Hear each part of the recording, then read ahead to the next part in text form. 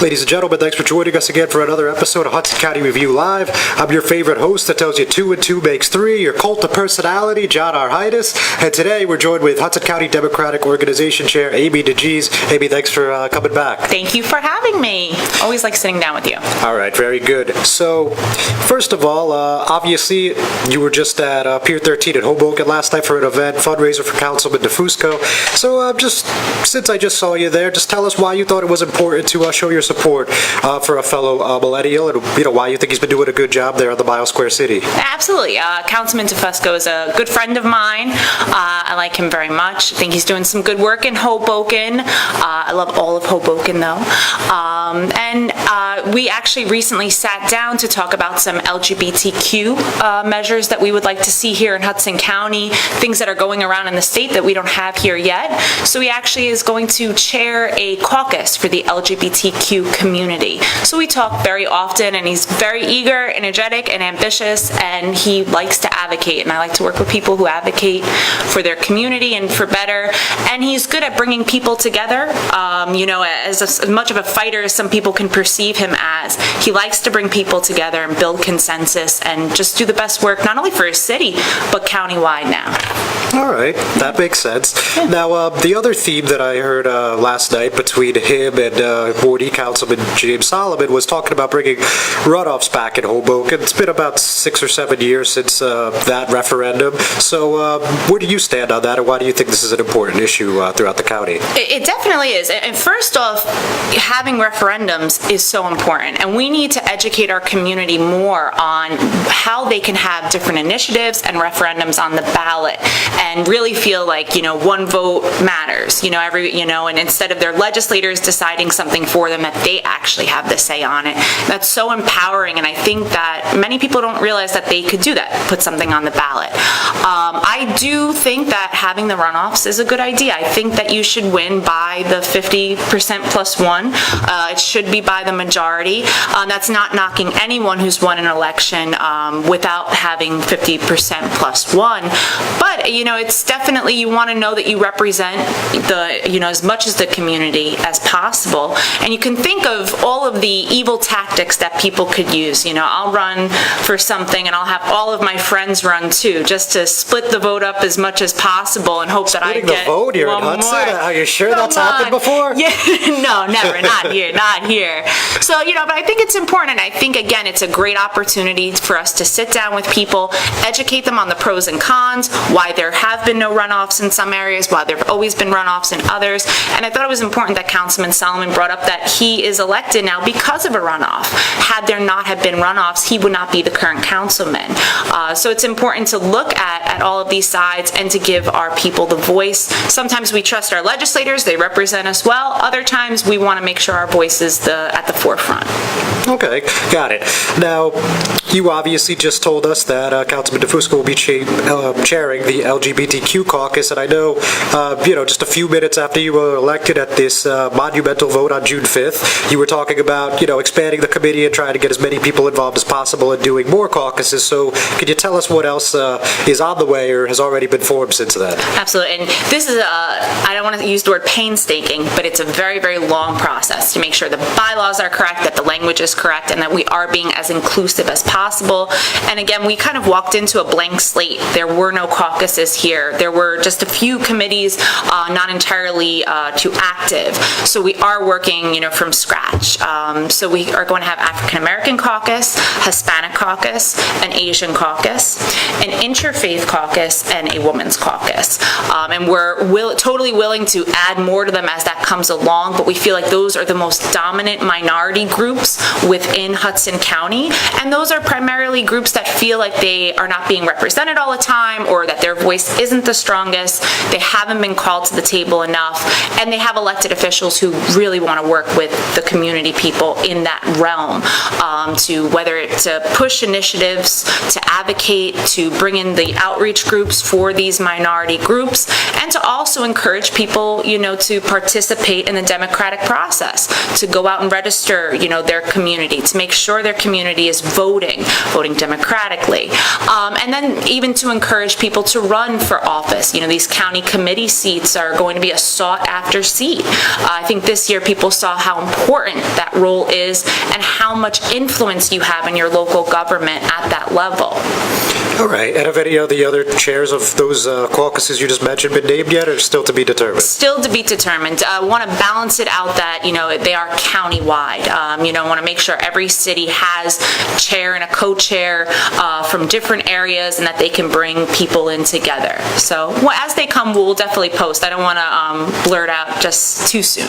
Okay, fine. Make us eager with anticipation. Always. Okay. Got to keep you coming back. Fair enough then. I won't dispute that. So another thing that people were talking about leading up to this election, as you know, was the re-election of Senator Bob Menendez. Obviously, we're not even in prime time yet, so to speak, and it's been a pretty bloody campaign. So just tell me what you're doing to try to get out the vote and try to bolster the senator's re-election here. Absolutely. So there's a lot of things going on now. One thing that we're looking at the voter data for the past, 4 or 5 years of election. Who's gone out to vote and what is important to them. That way we could strategize, how we're going to campaign and get out the vote.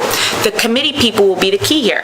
They're going to be the ones that are going to be knocking on the doors, speaking to people at their place of worship, at their jobs, at their schools, about his record, because that's what we should value, how much that this man has fought for New Jersey. No one has brought more money into Hudson County than Senator Bob Menendez, and he continues to fight for programs like that. And we also have to, take a look at what his opposition is doing. And you could see in his, commercials and ads, has no kind of platform at all. I don't know what he's going to do other than bash the, incumbent Democrat, Senator Bob Menendez. But, to teach people about how he gouged cancer patients and then hid that money overseas to avoid taxes. And then how he used some of that money to give to Trump Republicans that advocated for, cutting Planned Parenthood, advocated against women, the LGBT community, and also for the NRA, and it would support people who got A+ ratings with the NRA. Here in New Jersey, we want not necessarily gun control entirely, but smart gun safety laws, and he's not advocated for that at all. And that's probably why he can't talk about himself in his ads just yet, because he has nothing to offer the people of New Jersey.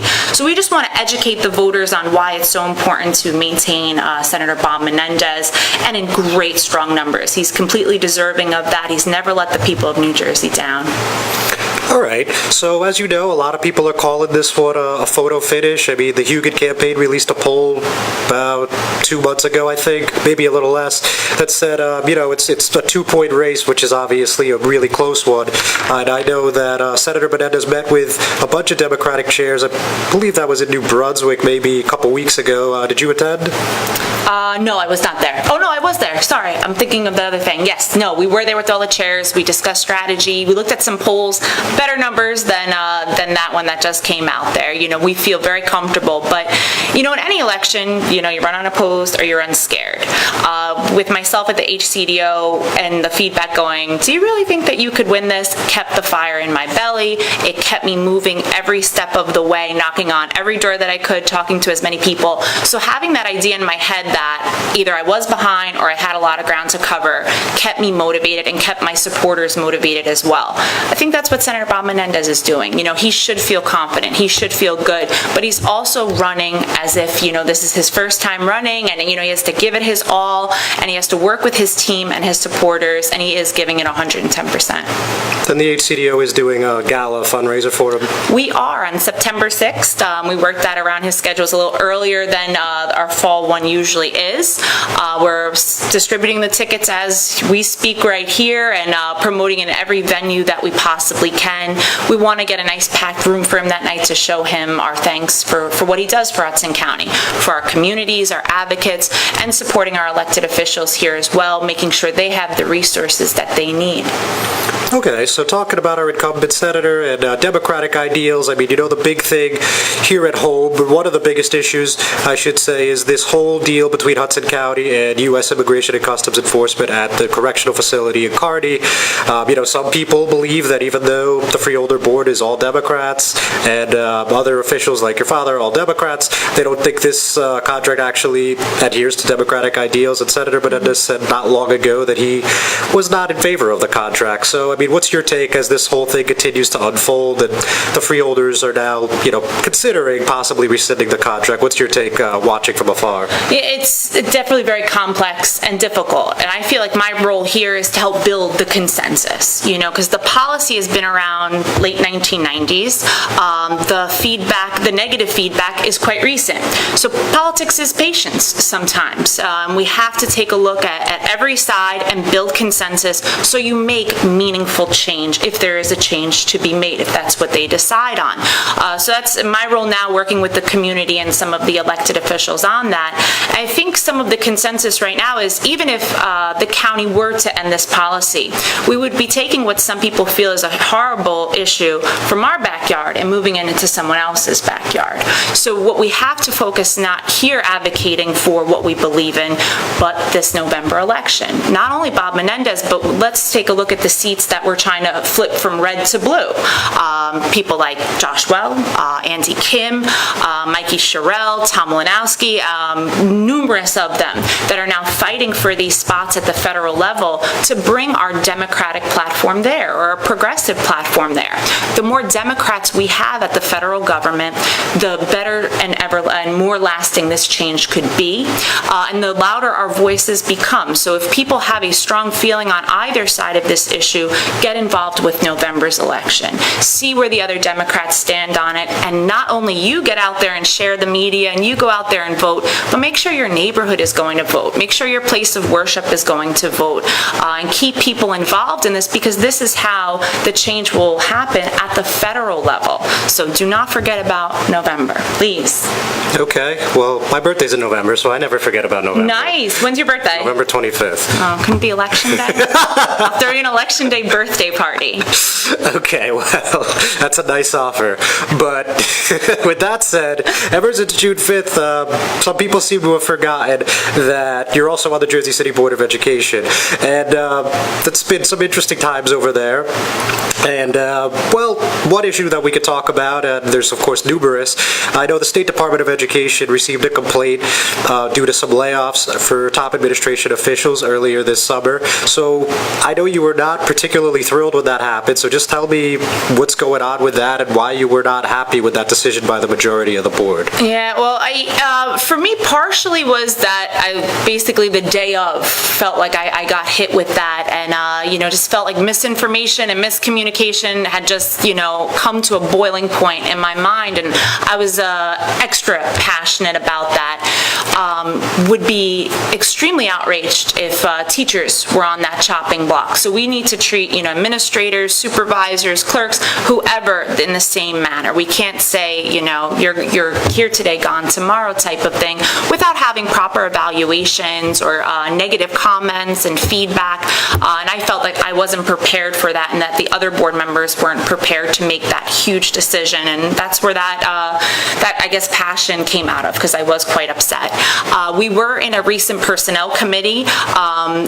Too many of us showed up for that committee meeting that poor trustee Ali had to exit because we would have had a quorum. Right. But that's how involved all of the board members are right now, and just kind of learning what are the next steps, why do we feel the way that we feel, and we are talking so much better right now. The communication is definitely been a lot more successful. We're going through the civil service. Dr. Lyles is now now become the civil service maverick on, learning exactly what we need to do to comply and get these titles to be civil service, and then also to, bring this back on. I believe, and I can't speak for her, some of the same people will be, brought up to be renewed with the understanding that they receive the test and we get the list and we take the top person of that list. It's complicated because not all of the roles have a test that comes around too often, so you have to call civil service and they have to come in. So it'll again be a long process, not a long process, but it will take a while. And that's why I thought June was just so abrupt to say one day yes and then the next day you're not renewed. And the school year is coming up. You need a head of facilities. You need a general counsel. You need, a human resources person. We can't do without these things because it will trickle down and affect the schools in a really negative way. I think it was a good learning experience that the board members could be on different sides of things, but when we communicate with each other and understand where the other person is coming from, even if they don't pull us to their side, at least we respect that their decision was an educated one, and that they did what they felt was right. So as you know, in light of that, the board president, Sudan Thomas, defended the firings, layoffs, whatever you want to call them. We've heard both and other terms used, but their employment, terminated, let's just say for now, because they either weren't qualified or basically weren't doing the actual job they were supposed to be doing. So what's your reaction to that? That you could hear, oh, so-and-so works in my office and they do nothing. But, as a teacher, I get evaluated 3 times a year. A principal can't just come in and speculate how good I am. Of course, they know I'm good, but they can't speculate what my performance is. They have to observe and they have to document. That's, something that has been the bane for some teachers, but we get, a numerical value on our work every year. So if you don't have any official documentation, if you don't have an evaluation that's negative, if you don't have an email chain or a, complaint list, how are you able to say that they didn't do their job or they weren't qualified for their job? And as board members, we are trying to cover all of our bases and look at all of these different things, and it's impossible for us to know all of the information. So that's why we need to take our time and look over these things and not just rely on hearsay or maybe one observance that we've had of a person or a department, but to actually give some more constructive criticism on what our expectations are, make sure that whatever their job qualifications and responsibilities are, that they're following and that they're doing. And if we want more feedback, talk to their supervisors, talk to the people who have to call their offices up, whether they're teachers or parents or whoever, and see what has been the feedback from those different groups as well. So I'd rather see it concrete and know that it's documented, it's official, instead of someone saying, they're good or they're not good. Okay, that seems to be pretty reasonable. Now, while we're talking about personnel, it feels like every year around this time we're talking about potential budget cuts at the Board of Education in Jersey City. So I know you guys have spoke about that a little bit, at least at the last meeting. So I mean, how is that looking from the budgetary perspective? There's not much more that we could cut, and it's getting to a point now that, there's no more fat left on this steak. We need to start discovering some new revenues, and the state aid is one thing. That's one animal that we have to attack. Trenton, they don't seem to like us very much up here in Jersey City, and I understand the complaint that people feel that Jersey City gets a whole lot more aid than other districts, but Jersey City is very large and has some very unique needs, and other comparable cities like Newark didn't get the huge cuts that we faced. So the state needs to sit down with us and tell us what are we supposed to do with the pennies that we're getting, and also on the local level. And we do have a very engaged council right now that have been asking us questions about local initiatives and what we think of the payroll tax and things. So there's been a lot of open communication back and forth on how can the city bring some new revenue, and obviously taxes very sensitive. We've gone through a period of time in our municipality without raising taxes. So how do you find new revenue without that? You look into the future of maybe of marijuana legalization, of putting a big, heavy price if someone wanted to open up a dispensary or a shop here or be able to sell here, make sure they have a nice chunk of change for us, and that we're going to get some of those revenues back into the schools, especially after school programs, because if it is going to be legalized, you want to make sure your students, especially your teenagers, aren't going to leave school and go, home and smoke, but they're going to stay in school and stay after school and, participate in some more positive things. Okay, that seems to be a pretty reasonable perspective as well. Now, obviously, you're aware, and everyone else is probably aware, that Angel Valentin has resigned from the board. He had some health issues, and he had a long tenure there, and he's moving on to spend some time with the family, it sounded like. So, that appointment, we looking at early September to fill that? Yes, September. I believe it. We're getting the resumes and all the applications in probably by next week. Then the board will discuss, and I believe because that's how I got on the board. I was an appointment. We'll see some of them speak at the meetings, and sell us what they think they have to offer. And Angel was amazing, and he spent such a long time on the board, and he fought for some really great initiatives. He always loved being able to visit the schools. He always loved standing outside of them.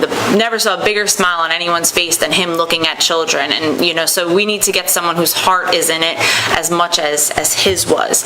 And even when his health began to decline, he was still calling in. He was still so responsive and wanted to be involved. And when there were important votes, just wanted to be there for the students and also for the board. So it's tough shoes to fill. I have to admit, it's going to be tough to fill. The person is lucky, however, that they do not have to then run again in 2 months in November. They'll get to maintain his seat for the rest of his term, and that means that they'll be able to impact the schools in a really positive way. They'll be able to take on some good initiatives, help us with the budget crisis and a lot of the other stuff that we have going on.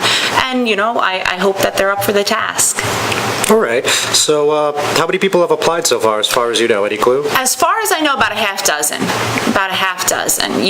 Some new names, some, expected names, but all people who want to do it for the right reasons in my eyes, at least the people who have reached out to me, all people who have great ideas and great initiatives and also want to bring some balance to the board as well, as they've seen in the recent months, I want to help you guys get along. I want to help you guys push things forward, and the lack of policy that we were able to pass this year, we shouldn't have again. We should be pushing more and more policy. I think not this past year, but the year before, when Trustee Jerry Lyons was on the board, he was the chair for the policy committee.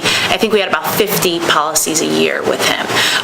So every month, new reads, second reads, tweaking, working with the council and everyone. And so I think people want to get back to there where some of the arguing that we're doing now, let's shift it towards, better policy and practices for the students and for our educators. And he's applied for the vacant seat, right? He has.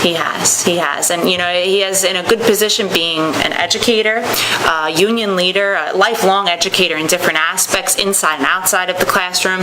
And he's been on the board, in previous years too. So he knows the dynamic a little bit.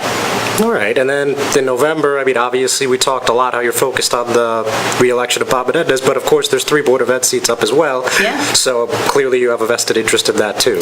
Absolutely. And countywide too, Bayonne is also having their Board of Ed, 20 people on the ballot right now. Yeah, very big race. Wow. West New York as well. And so I don't want to put myself in any kind of conflicted position being a trustee and also the chair of the HCDO, but I think the HCDO can have some platform nights, some candidate meet and greets. We did a debate together last year. I think you were my first of 5 or 6 debates. Yep. He was a great moderator, by the way. He was great.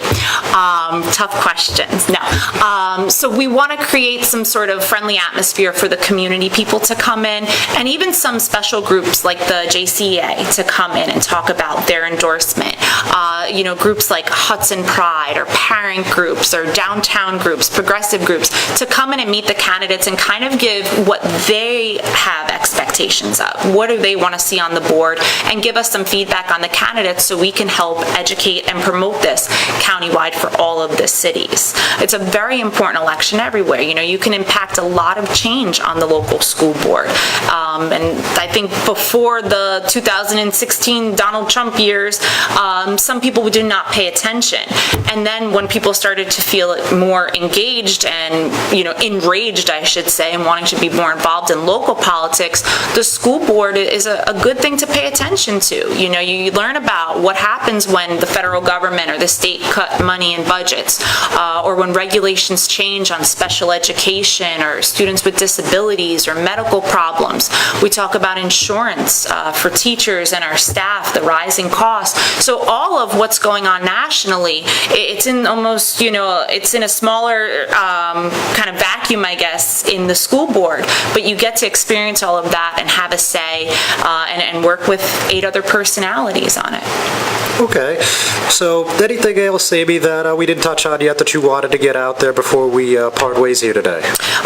Follow us on Facebook, the Hudson County Dems. This is an all-hands-on-deck operation for November, not only for the local races like the school board, and we want to promote that as much as possible and get a strong vote number, and also pay attention to what Senator Bob Menendez and Congressman Albio Sarres are doing and where they are, because they're working very, very hard for not only people of Hudson County, but all over New Jersey.